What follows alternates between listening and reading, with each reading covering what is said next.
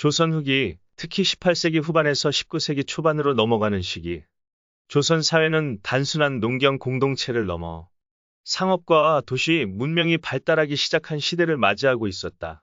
한양을 비롯한 주요 도시는 인구가 집중되면서 자연스럽게 건축물도 늘어났고, 시장, 골목, 주택가 등에서는 밀집 구조로 인해 화재 위험도 점점 커지고 있었다.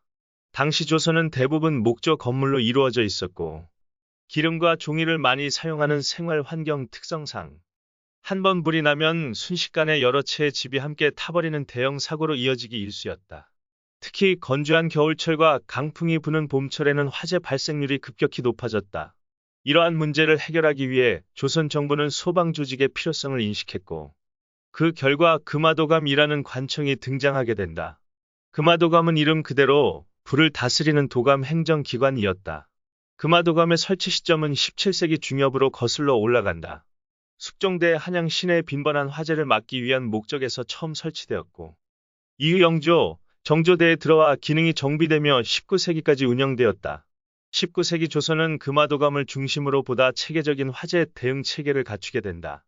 금화도감은 단순히 불을 끄는 역할만 했던 것이 아니다.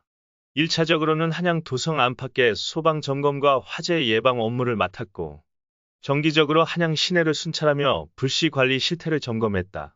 특히 시장이나 대규모 주거지, 관청, 궁궐 주변 등 화재에 취약한 지역은 지속적으로 감시하고 위험 요소를 사전에 제거하는 활동을 했다. 또한 금화도감은 정기적인 소방 훈련을 실시했다. 훈련은 단순히 물을 끼얹는 수준이 아니었다. 소방 담당 인원들은 특정 지점에 화재가 발생했을 경우 어떻게 이동하고 어떤 방식으로 진화 작업을 전개할 것인지에 대해 매뉴얼에 따라 훈련받았다. 현대 소방대가 하는 방화 훈련, 시뮬레이션과 유사한 개념이었다. 조선은 물 공급 시설이 부족했기 때문에 물동이와 불길을 덮는 거적 같은 원시적 장비를 주로 사용했다. 하지만 단순히 물을 퍼붓는 데 그치지 않고 불길의 방향을 예측하거나 불을 끄는 동시에 연소를 막기 위한 차단선을 구축하는 방식으로 당시 기술 수준에서 최선을 다하는 소방 활동을 펼쳤다. 특히 금화도감 소속 인원들은 평상시에도 특별히 선발된 사람들이었다. 소방 책임자들은 대개 경험 많은 군인 출신이나 관청 관리 중에서 뽑았다. 또한 소방 활동에 필요한 인력은 필요시 민간에서도 동원할 수 있도록 규정되어 있었고, 대형 화재 발생 시에는 금화도감이 총지휘하여 도시 전체를 통제하는 구조였다.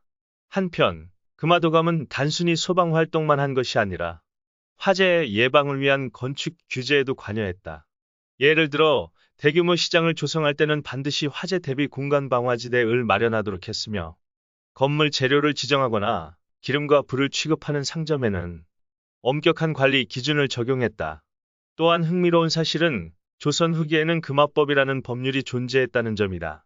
이 법에 따르면 개인이 집에서 불을 관리하는 데 부주의하여 대형 화재를 일으킬 경우 단순 과실이라도 엄중한 처벌을 받을 수 있었다.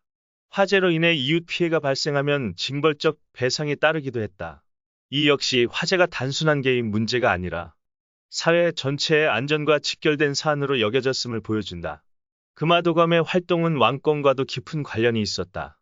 국왕은 정기적으로 한양 시내의 화재 현황을 보고받았고, 특히 대형 화재가 발생하면 해당 지역 관리들에게 엄중한 문책이 가해졌다. 때문에 금화도감은 단순한 소방기관을 넘어 도시 질서 유지와 왕권 보호를 위한 핵심 기관으로 기능했던 것이다. 한양은 인구 20만 명이 넘는 거대한 도시였기 때문에 화재 방지는 국가 안보 수준의 과제로 취급되었다. 금화도감은 방화 예방, 화재 진압, 복구까지 전 과정을 관장하며 오늘날 소방서와 시청 방재과 경찰까지 아우르는 기능을 담당했던 셈이다. 그러나 금화도감 역시 시대의 흐름을 거스를 수는 없었다. 19세기 말 조선 사회가 급격히 근대화되면서 관료 체계 개편과 함께 금화도감은 점차 기능이 축소된다. 그리고 1894년 갑오개혁 이후 관제 개편 과정에서 금화도감은 공식적으로 폐지되었다. 이후 20세기 초 대한제국 시기에는 일본식 소방 체계가 도입되면서 현대적 소방서 개념이 정립되기 시작한다. 비록 금화도감은 사라졌지만 조선 후기 금화도감의 존재는 한국 소방행정사의 중요한 출발점으로 평가된다. 단순히 불을 끄는 조직이 아니라 화재 예방, 도시 안전, 행정 통제까지 연결된 종합적 시스템을 이미 19세기 조선이 운영하고 있었다는 사실은 우리가 흔히 생각하는 조선은 낡은 사회라는 이미지와는 다른 면모를 보여준다. 오늘날에도 서울 한복판을 걷다 보면 오래된 골목이나 시장 입구에 붙어 있는 화재 예방 문구들을 볼 수 있다. 그 뿌리를 거슬러 올라가면 바로 19세기 조선에 금화도감이 있었던 것이다.